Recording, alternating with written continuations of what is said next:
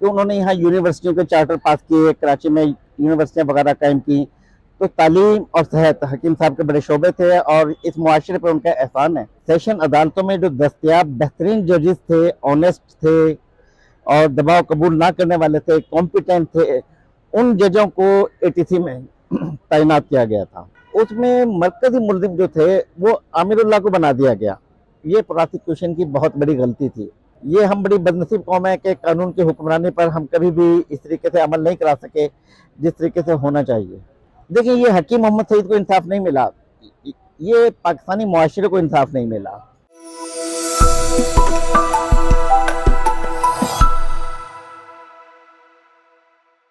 Court reporting पहले भी हम कुछ छोटे मोटे करते रहे होंगे, लेकिन 1996 में जब मुर्तज़ा भुट्टो का कत्ल हुआ तो उसके लिए ट्रिब्यूनल बना था। सुप्रीम कोर्ट के जज की सरबराही में जस्टिस नासिर असलम जाहिद उसके सरबराह थे और सिंध हाई कोर्ट के 2 जजेस उसके मेंबर थे। तो 1996 से फिर हमने ये शुरू किया, अदालती प्रोसीडिंग का हिस्सा बनते रहे और फिर मुकदमे में कोर्ट रिपोर्टिंग लिख दी गई और अब अभी तक हम कोर्ट रिपोर्टिंग कर रहे हैं। देखिए, जैसे अक्टूबर 98 में हकीम साहब का कत्ल हुआ तो हकीम साहब कभी भी मामूली शख्सियत नहीं रहे थे।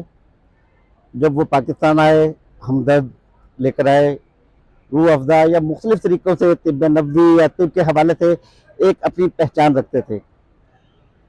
उनकी शख्सियत को तस्लीम करते हुए हुकूमत पाकिस्तान ने उन्हें सिंध का गवर्नर भी बनाया। तो ये उस ओहदे के लिए एजाज़ था और उनकी सबसे बड़ी अचीवमेंट जो थी कि उन्होंने यहाँ यूनिवर्सिटियों के चार्टर पास किए, कराची में यूनिवर्सिटियाँ वगैरह कायम की। तो तालीम और सेहत हकीम साहब के बड़े शोबे थे और इस मुआशरे पर उनका एहसान है कि उन्होंने यहाँ रिसर्च का भी, मेहनत का भी, मुताले का भी शौक़ किया। शाम में हमदर्द करते थे, समाजी तौर पे बहुत मशहूर और मुतहरिक आदमी थे और उन्होंने सोसाइटी को बेपनाह फ़वाइद पहुँचाए थे। तो सिर्फ कराची के नहीं बल्कि पाकिस्तान का पर उनका एहसान था और वो इसी हवाले से जाने जाते थे। यूनिसेफ के तहत हमने उनके कई प्रोग्रामात में, जब हम स्टूडेंट थे तो शामें हमदर्द होती थी, उनमें हम हिस्सा लेते रहे। सिपाही इखलाक बनाई उन्होंने, बच्चों को इखलाक, किरदार और तरबियत के लिए उनके प्रोग्रामात होते थे। हम उन्हें उस वक्त से जानते थे। एक अजीम इंसान थे पाकिस्तान की धरती में जो लोग आए या यहाँ कराची में अब जो मदफून है, उनमें से अजीम शख्सियत में थे हकीम सईद साहब। हकीम साहब की शख्सियत जितनी बुलंद बाला थी तो उसके हवाले से ये केस इंसदाद दहशतगर्दी के खुसूसी अदालत ही में गया, क्योंकि 97 में ये ATA एक्ट आ चुका था और 98 में अगले साल ही हकीम साहब का कत्ल हो गया। तो ये मुकदमा लामहला वहीं जाना था। इंसदाद दहशतगर्दी के साबिक गवर्नर थे और उस वक्त चूंकि 97 में एक्ट आया था और अदालतें बनाई जा रही थी, तो उस वक्त जो बेहतरीन जजेस थे, सेशन अदालतों में जो दस्तयाब बेहतरीन जजेस थे, ऑनेस्ट थे और दबाव कबूल ना करने वाले थे, कॉम्पिटेंट थे, उन जजों को ATC में तैनात किया गया था। और मुझे याद है कि जस्टिस कमरुद्दीन बोहरा, उन्होंने इस केस का ट्रायल किया था, जो बाद में हाई कोर्ट के जज भी बने और मुख्तलिफ अहम जगहों पर तरबियती और शायद वो हमदर्द के भी डीन ऑफ लॉ भी रहे यूनिवर्सिटी के लॉ के।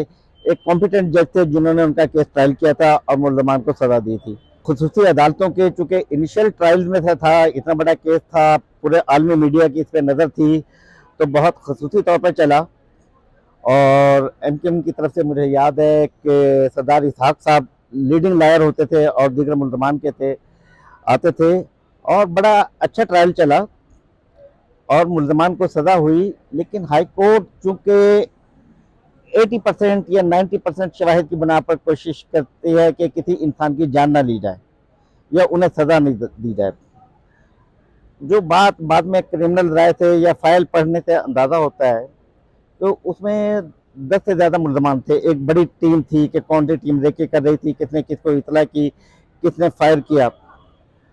उसमें मरकजी मुल्ज़िम जो थे वो आमिरुल्लाह को बना दिया गया।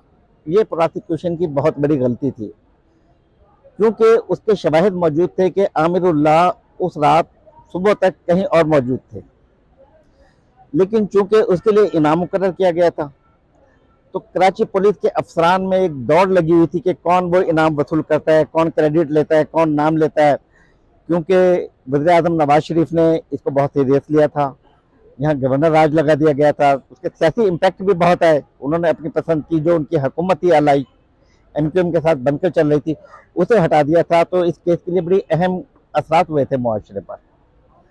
तो इस सिलसिले में पुलिस में भी जो भाग दौड़ शुरू हुई, तो वो ये क्रेडिट लेने के चक्कर में एक दो मुल्जमान को जो रगड़ा देना चाहते थे पुलिस अफसरान, उसकी वजह से ये केस खराब हुआ। वरना बहुत अच्छे एविडेंस आ गया था, बहुत अच्छा मवाद था।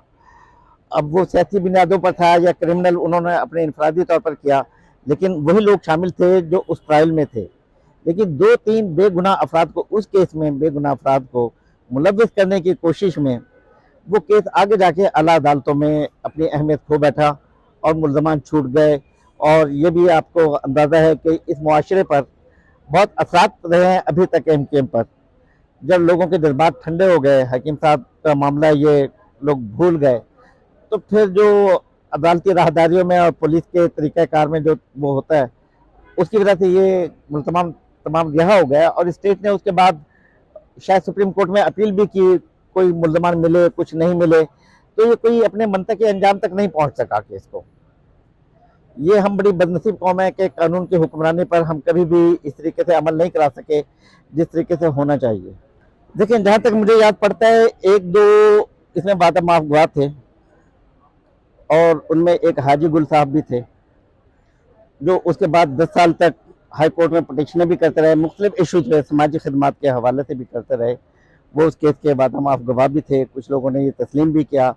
लेकिन ऐसे केसेस में वादा माफ गवाह होने का या ना होने की कोई ज़्यादा अहमियत नहीं होती, क्योंकि हमारा जो पुलिस सिस्टम है उसमें किसी भी जबर से आप किसी से इकबाली बयान करा सकते हैं पुलिस की कस्टडी में, और कभी भी वो इनकारी हो जाते हैं।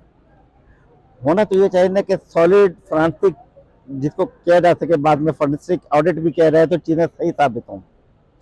और वो बेशतर शहादतें, बेशतर गवाहियाँ जो थी वो बिल्कुल ठीक थी। लेकिन एक दो मुल्जमान को अपने मनपसंद लोगों को डालने में जो पुलिस ने केस ख़राब किया, अगर दूध में एक दो मिंगनियाँ भी डल जाएँ तो वो ख़राब हो जाता है। तो इसलिए आला अदालतें बर्दाश्त नहीं करती कि किसी बेगुनाह की जान थोड़े से डाउट पर भी ले ली जाए। देखिए, ये हकीम मोहम्मद सईद को इंसाफ नहीं मिला, ये पाकिस्तानी मुआशरे को इंसाफ नहीं मिला। हकीम मोहम्मद सईद की एक बेटी थी, अगर कुछ होता, और हकीम साहब की उम्र ये थी कि 2-4 साल बाद शायद इंतकाल कर जाते।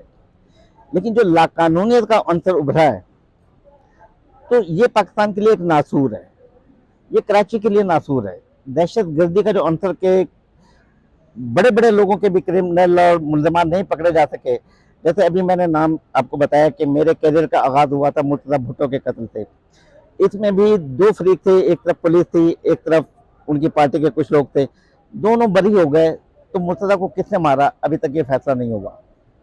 इसी तरीके से हकीम सईद के तरफ गवाहियां भी थी और मुल्जमान बरी भी हो गए, तो फिर कातिल कहाँ है? ये तो मुआशरे को खुद सोचना चाहिए।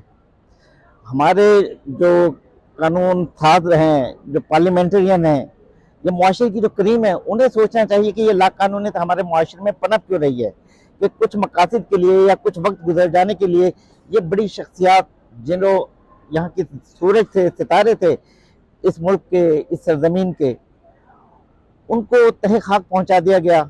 जो इल्म के अलमबरदार थे, जो यूनिवर्सिटियाँ कायम करना चाहते थे, उन्हें तहे खाक पहुँचा दिया गया। तो ये तो इस मुआशरे का इल्म है, इस मुआशरे को इंसाफ नहीं मिला, इसलिए आज ये तबाही बर्बादी का शिकार है। आप ये देख रहे हैं कि कराची में इंफ्रास्ट्रक्चर तबाह हो गया है, तालीमी ढांचा है वो तबाह हो गया है, सरकारी स्कूलों में कहीं तालीम नहीं है और लोग गुटखा मावा की तरफ जा रहे हैं।